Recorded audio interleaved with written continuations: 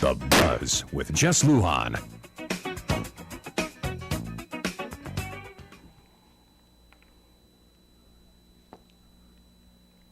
Hey, good evening, Guam. I'm Jess Lujan. Welcome to this edition of The Buzz. My studio guests this evening are actually the folks from, but the folks from Para Hita Todu.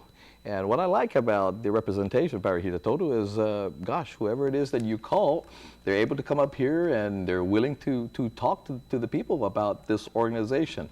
I have in studio Mr. Ben Palacios. Ben, buenas. Yeah, buenas. Hola, todo? Oh, yeah, todo balik. Ben, my understanding, man, you got quite a resume here. You're a retired Army Command Sergeant Major? Yes. Yes, wow. My last assignment was, I was the Command Sergeant Major for the entire Korean Peninsula. I worked for General Swartz and okay. General Laporte. Swartz, Yeah. that's the what is it? It's a 4-star. Yeah, that's wow. That's 4-star. That's almost like our police chief in the airport. He's got 4 stars as well. Anyway, all jokes aside, Para Hita Todu. Tell us a little bit about the organization, Mr. Palacios. Well, but almost 2 years ago, there's this group called Hita Marianas. Okay. We went to San Diego. A group of folks from Guam went to San Diego, and we held a conference, a seminar, and invited a whole bunch of companies, American companies, not just in California, but as far away as Washington, D.C. It was a great hit. A lot of them came. In fact, some of them continued to ask, the Hita Marianas to go back and do some more seminars. So this was in the West Coast of the United States. Right, the West Coast of the United States, but they came from all over the country. These are companies that wants to come to the Marianas, which is Guam and CNMI, to open their business, to go after this military build-up. I guess, like they said, follow the money. So Sure. they're following the money. And also, our objective, one of our objectives in that Hita Marianas in San Diego, is to also convey to our young men and women, or men and women from Guam who left the island to go attend the universities and never came back because of lack of job opportunities. Sure. So again, this military build-up with all these companies coming in, or some of them already here with established their companies.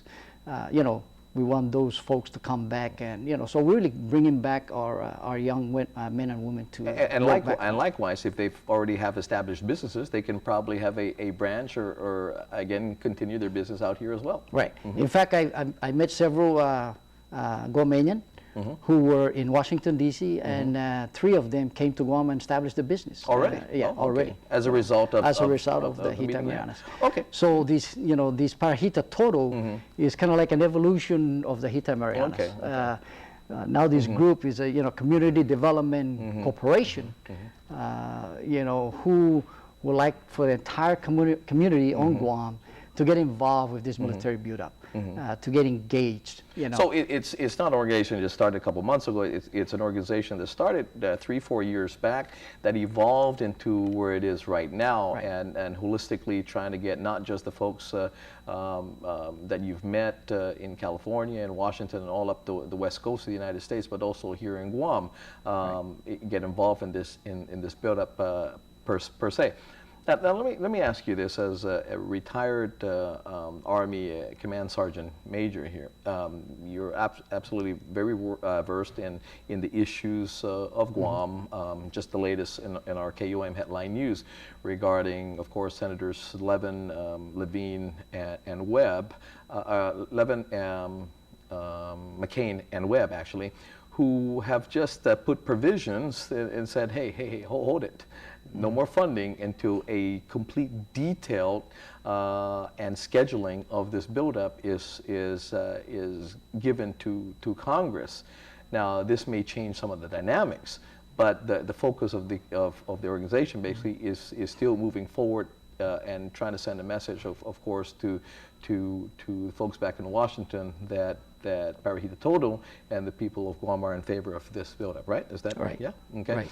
Now, the you know, some of the, of course, I'll play the devil's advocate here in the sense that unsettled situations here in Guam, like for example, war reparations, compact impact reimbursements. Those are two things that, again, the federal government knows, in fact, that the compact impact monies have been shortchanged to the people of Guam, the government of Guam.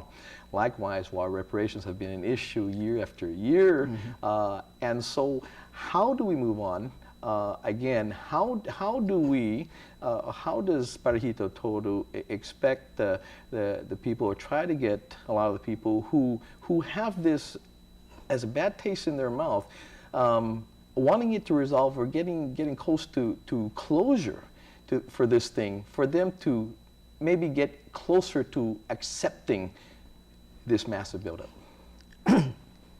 Well, you know, we have to understand that Department of Defense, you know, in this case was Secretary Gates, and soon will be assumed by Leon Pineda, will be the new secretary. You know, the military work for the civilian, which is in this case the secretary, who then the secretary was appointed by, you know, by the president. Sure, sure.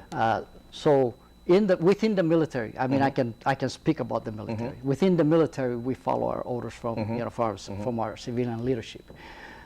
Also, we have to understand that in the military, you know, we just don't do something or anything without a master plan. And in the case of a military build-up on Guam, this was not just dream yesterday or day before yesterday. This is an ongoing strategic, you know, Asian Pacific realignment of military. And in this realignment plan, you know, Guam is going to be involved.